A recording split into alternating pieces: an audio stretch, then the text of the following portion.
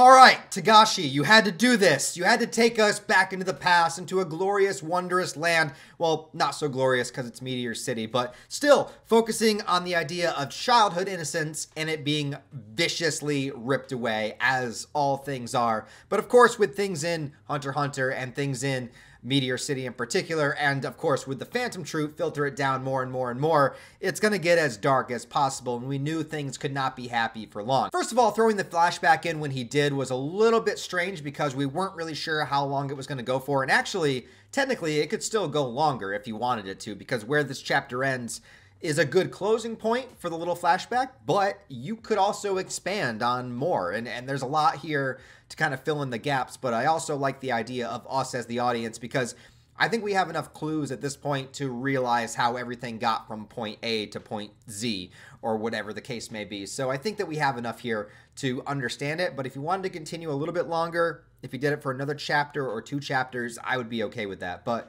essentially what we have here is picking up where the last chapter left off, where Sarasa went off on her own, and we had a group of dangerous people, dangerous men, mafia groups, abducting people, abducting children, basically human trafficking happening here in the world of Hunter x Hunter, and they were done with their quota. They had gathered enough people, but they decided to hunt down one more child simply for the fun of it. And I think this is where the true darkness and depravity comes in, and probably gives Chrollo his philosophy when it comes to people and human beings and how he feels about them and the detached nature of it. And even when he was fighting Hisoka, when he was figuring things out, he had that line of inner dialogue where he said like, humans are so very strange, and just sort of like it just reminds me of this child, this very inquisitive child that's trying to pick up on all of these things, that is interested in all of these things. The whole world is wide open to him. Everything's brand new, and he wants to obtain as much knowledge as possible. And I think a lot of times when we are kids, we do feel this way. And it isn't until we get to a point in life where things kind of beat us down so much that we become more jaded and more angry. And then the more, it becomes this thing where, like, when we're young, learning about the world is so exciting because everything's new, there's so many possibilities. But then as we get older and we can understand things a little bit more deeper, and we can understand the complexity of life and human beings, the more knowledge we retain, the more we start to resent the world that's in front of us, as opposed to like finding it this glorious magical thing with so much to acquire. We start to acquire so much that we think maybe this place would be better off if we just burned it to the ground, And I feel like that's sort of Chrollo in a way. Just this very, very inquisitive child that just learned so much and understood so much that he realized that in order to do what he wanted to do or needed to do, or, enacted upon what he felt was justified, that there would be a point of no return, and he accepted and he embraced this as time went forward. Now, I don't think it's any surprise that Sarasa was killed. I think that we all expected that to happen. She's wandering off alone by herself with these human traffickers out there looking for somebody to specifically kill. It was pretty obvious, and it was pretty obvious that that was going to play a big part into the formation of the Phantom Troop as we know them, but it got dark, man. And Togashi is really good at doing this. He's really good at setting us up, making us love something, making us enjoy something, letting our guard down just slightly, but keeping danger in the background. And then when he throws the reality of the world in our face, it's dark. And he has been known to do this many times, even in Yu Yu Hakusho, which shout out to the hoodie I'm wearing today. And then, of course, in Hunter x Hunter as well. They were waiting for Sarasa to show up so they could do another dubbing episode of this version of Power Rangers, but she didn't. And so they went out to look for her. And everybody in Meteor City seemed very supportive, which, of course, is leading more towards the reputation that the Phantom Troop would eventually have in this location. And then, of course, worldwide as time went on. So they go searching for her, and the artwork here is great. The way that Togashi put in a lot of detail on the forest and sort of the darkness. It was like they're entering into this hellscape. It kind of reminded me of like when the Berserk characters went into Clipoth. It's just this, you're going into this territory of absolute carnage and devastation. It sort of represents this loss of innocence as well, because it's these like bright children, even though this is Meteor City children, right? So, they're up to some fucked up shit along the way, but then you have this group of kids, which reminds me of something out of like Stand By Me or something, going in to have this sort of coming of age turning point moment. And they go in and, of course, find this bag, basically like a garbage bag with body parts in it. and it's their friend, and Krollo is the one that opens it. Krollo is the first one to see it. And they also have this note that is there too, and we don't get to see as the audience what the note says. Krollo reads it, and he says that he's going to take it with him to his grave. So, I mean, raise the death flag there, number one. I had a feeling that the Succession War arc, by the end of it, we're going to see the deaths of many characters and perhaps the end of the Phantom Troop as we know it, and possibly the end of, like, Kurapika as well. But that's definitely a flag, and that's definitely going to come up later, and that definitely will be something. We will eventually know what was on the note. I'm absolutely sure. Whether it's in Krollo's final moments, whether it's a confession from Krollo, I have no doubt in my mind we will eventually know what the note means, but it was definitely done. The thing that you have to remember about this moment, too, is because of what we learned in the last chapter, is that this was done purely for the fun of it. Like, they hunted down this little girl, murdered her, because they wanted to. They'd reached their quota of abduction. This wasn't about sending a message, even though, I mean, well, what's on the note? I mean, I guess you could say that's sending a message, right? But I don't think that this wasn't meant to change anything. There was no good that could possibly come from this in any way that you could look at this. This was purely horrible, like, demonic, dark people doing dark shit and being able to get away with it. And that's what these children realize. That's what Krollo sees. And just the disgust of it, man. Like, the disgust of that, like, and like, it looks like her body parts are chopped up. And look, I don't know what other manga is rolling in Shonen, Weekly Shonen Jump right now, but I doubt any of them got as dark as this or will get as dark as this. I mean, Togashi at this point, I mean, he can do whatever he wants with his story, and he went there, and he really went there. And as tragic as it is, we needed it for the formation of the Phantom Troop, and I respect Togashi for being able to go there. I respect him for not holding back with that, and being able to showcase the true darkness that he wants to. And he's talked about the darkness of humanity many times in his stories. He's talked about it with Chapter Black and Sensui and Yu Yu Hakusho, and he's talked about it specifically in the Chimera Ant arc. He talks a lot about the depravity and darkness that humanity is capable of.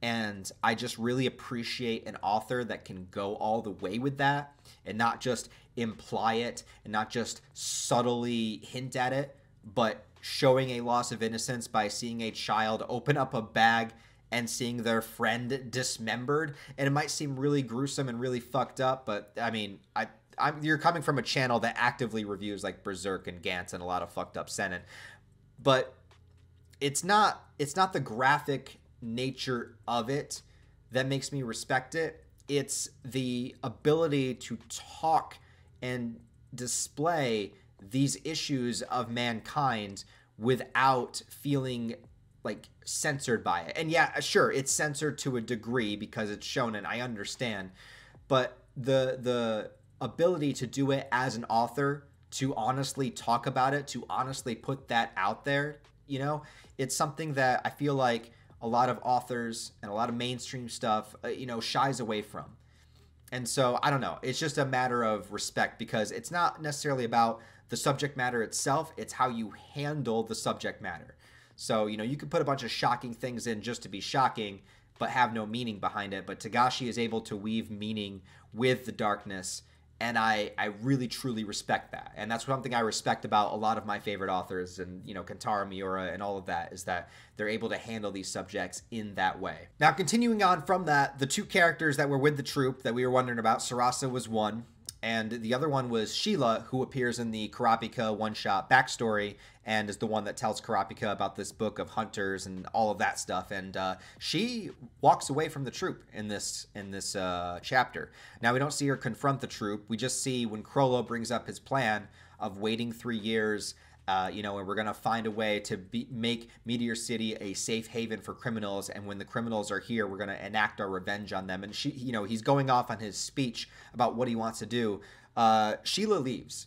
So this leads me to believe that Sheila was not a member of the Phantom Troop when she met Kurapika. So that interaction and that meeting seems to be more coincidental. Now, maybe, I mean, we don't know what could have happened in the past, so maybe she could have gotten back with them at some point. But this seems to be her departure. It seems to be her departure from the group. So that's how she leaves. And the rest of them decide that they're going to stay, and they decide that they want Chrollo to be the leader.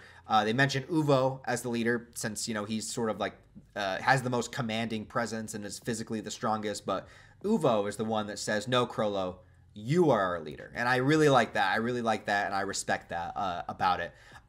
Couple of other things to mention about this chapter is, well, let's go back a little bit. Let's talk about, you know, the fact that Sarasa was like chopped up, right? And then at her funeral, her body's put back together. And while reading that, I was like, wait, did I misunderstand that? But then in the very next page, we are introduced to another character named Renko. I had to write it down because you guys know I can't remember names. Renko. And look, as if Hunter x Hunter needed to give me more sexy female characters that I need to simp over. Well, let's just add one more. And Renko is here, and she, you know, did the body for the funeral, got the body ready. And it was Machi that goes up to her and wonders how she was able to do that. And she said that it's her ability. And Machi says, does that have something to do with the glow around you? Meaning that Machi already has this innate ability to sense aura, or to see aura, or to use, what is it, Gyo, to see aura? I'm trying to remember all the Hunter x Hunter terms. So we can assume that the troop learns Nen from this Renko character. We can assume that they learn Nen from her. Also, if Machi's the first one to notice it, and if she put a body back together, it would make sense, because Machi's ability, you know, stems from stitching the Nen stitches to put body parts back to, you know, he sewed his arm back on, so it might have something to do with an inspiration from Renko. So I like that. I like that idea. And then Chrollo coming up with the plan, you know, being the leader. And he says something that I really also appreciate about it, is that Chrollo says something along the lines of, listen, I am determined to get revenge, and we will get revenge. We're going to create this plan. You know, we're going to need at least 3 years to do this, to make this a safe haven for criminals. Criminals feel like they can come here. We'll find them. We'll kill them. You know, and we will enact this, and we will make this a good place, or as good a place as it can be. And we will kind of like make our impact upon the world. But Chrollo is saying that he's not doing it for Sarasa entirely, because he says that Sarasa wouldn't want this. And it's not about, I like this. I like that this happened, because he's saying that it's not about revenge for Sarasa to a point. I mean, to a point it is. They're going to find her killers and kill them. That part will be revenge. But the long-term plan and the amount of people that will have to eventually die for what we're doing, he's like, this is going to make me into a villain. And I am willing to do that. I am willing to do that for us, for our world, for what we love, for what we appreciate, for what we value. And I know that Sarasa would not approve of this. And he's like, because of that, because I know she wouldn't approve of this, I have to be the villain. You know, maybe someday I can beg for forgiveness for her, but that's not what this is going to be about. And I like that, because it reminds us, you know, as much of a tragic backstory as we want to give villains, we got to remember at the end of the day, they are making these choices themselves. And as much as they try to use something else to justify it, they still make those choices. And Chrollo, being the smartest like child that, you know, exists here, already knows that before they begin. He already knows that this is the path that he's going to go down, and he already accepts it as a young child. And he's like, look, if you guys are along for the ride, let me know. And, you know, they say, yes, you are the head, we are the legs, we are the spiders. And thus, the Phantom Troop is born. I really like this. This could have also been its own one-shot. You know what I mean? Like they did with the Kurapika backstory.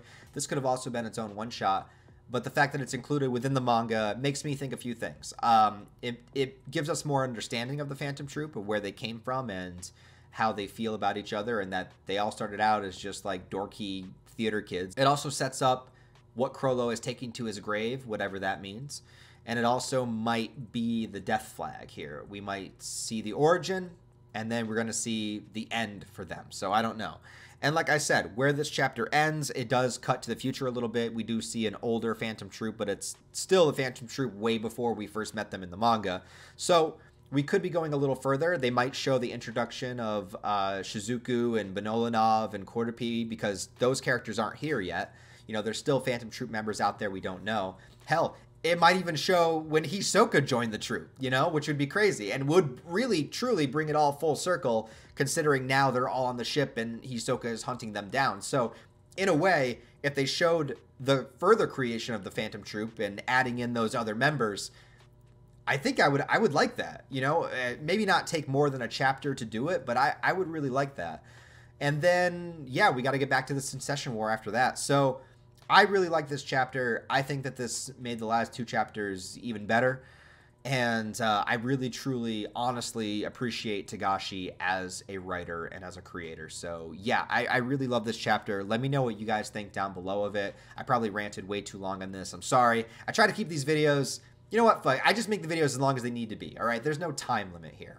If I want to rant for an hour, I'll rant for an hour. But for today, it's going to be like 15 minutes. Anyways, guys, thank you for watching this video. If you enjoyed it, please give it a thumbs up and a comment down below to help it in the algorithm, because all interaction with the video helps it do better in the algorithm. Also, if you guys would like to, consider subscribing, because I'm so close to 100,000 subscribers. I wanted to hit it by the end of the year. I don't know if I'm going to be able to, but if you wanted to help me get there, I would truly appreciate it.